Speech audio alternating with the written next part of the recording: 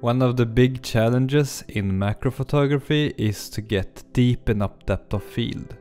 But with focus stacking you can easily do this as long as the subject is still, and in this video I am going to show you how. And although I've done quite a lot of macro photography during the past couple of years, I've actually never done any focus stacking myself. So I decided that today will be the day when I try it. And I collected a jar of small flowers and stuff to use as subjects for my focus stacking experiments.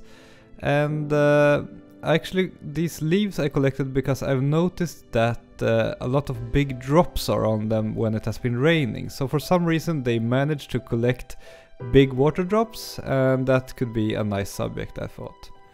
I'm using my Lova 2X macro lens, and I bought this macro slider from Widell. It's a quite basic one and it was quite cheap compared to some of the other ones that are available, but I thought this would be a great thing for a beginner like me to use a basic and cheap macro slider. It operates quite simply. You put it on some kind of tripod and then you use the two small wheels to adjust the camera's position back and forth to focus stack, and then also to the sides if you want to adjust the frame a little. So I began by tying the whole thing to the table with some spare parts I had in my drawers. But later I realized that it was actually better to have it on a normal tripod, because then I could adjust the position of the whole camera a lot easier. For lighting I used a shirt as a diffuser over my Godox LED light, but of course you could use any light source. You could even use natural light if you want to, since you have a steady tripod, the exposure speed doesn't really matter that much. I tried to put some water on my leaf, and I actually quite easily managed to get a big water droplets, as I have seen on these leaves when it has been raining. So that was nice to see. So focus stacking is basically about taking a series of shots at different distances to your subject, so that each shot covers some part of what you want in focus, and then you just merge them together using the sharpest parts of each photo. And that's about it. So at first you have to find where you want to start focusing. You have to find the point. I think it's easiest to begin with the part of the focus range that is closest to you. So adjust until you find that place, and then you take the first shot. The best thing would be to have a remote exposure, but I used a 2-second self-timer instead, and it worked quite well. Then you just take shot by shot and you adjust the lens forward a little bit each time until you have covered everything you want to have in focus. And it's of course very important to learn how far you have to turn the wheel on your rig. The first time I tried this, you see I got some blurry bands on my photo because I moved it too much between each shot, so then I have to redo it. I set my camera in manual mode. I set the aperture to f5.6 because that tends to be a very sharp one. For all lenses. I set the ISO to 100, I have a steady light source, so all my exposure should be the same. Then I downloaded Helicon, which is a focus stacking software. I tried a couple of different softwares, there's also Serene Stacker, but I prefer Helicon. And when you focus stack, you will spend a lot of time fiddling with settings and trying to get your focus stack the best possible way, and I realized pretty soon that you save a lot of time by actually reading their support page, which you see here. You can get it by pressing the question mark in the application.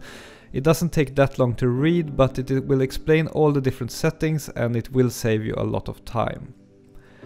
Then you just press render in the corner, the play button, and Helicon will do its thing. It will go through each shot, and you should really place them in order of distance.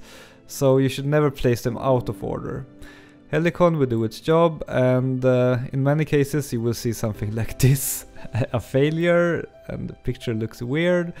And then you have to go into the series of photos and try to discover what was wrong. In this case I had moved the camera quite a lot for 2 of the shots, so I exclude them from the stack, and then I tried to do render again.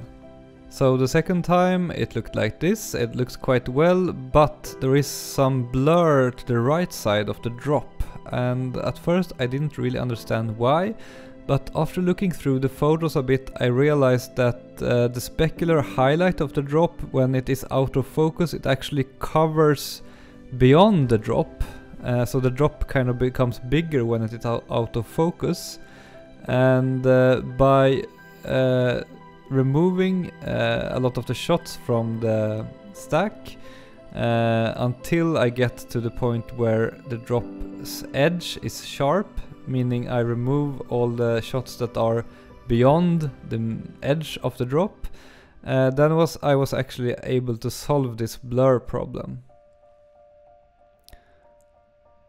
I rerun the rendering again here, and while we wait for the result, I can just mention that I tried the Serene Stacker before Helicon, and I found it a lot harder to use, and I got worse results.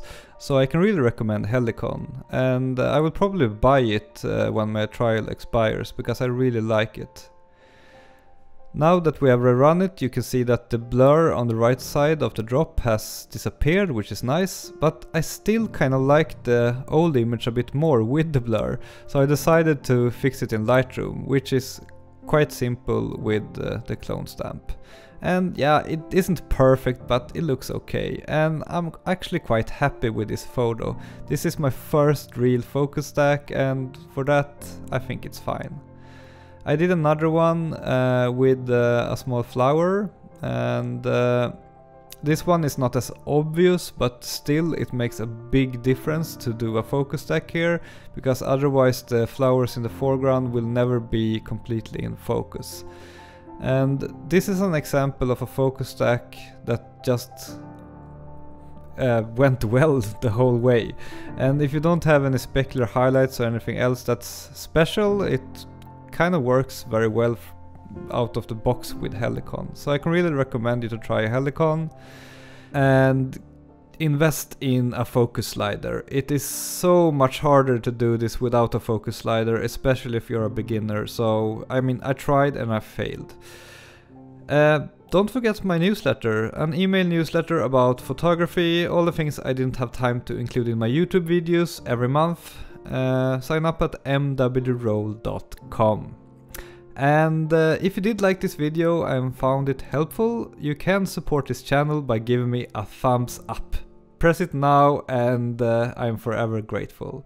And also please subscribe if you haven't already. And last but not least, of course, I have an Instagram account over at mwroll.com. See more of my work there. That's it for this video. See you soon again in another video and in my newsletter. Over and out. Bye.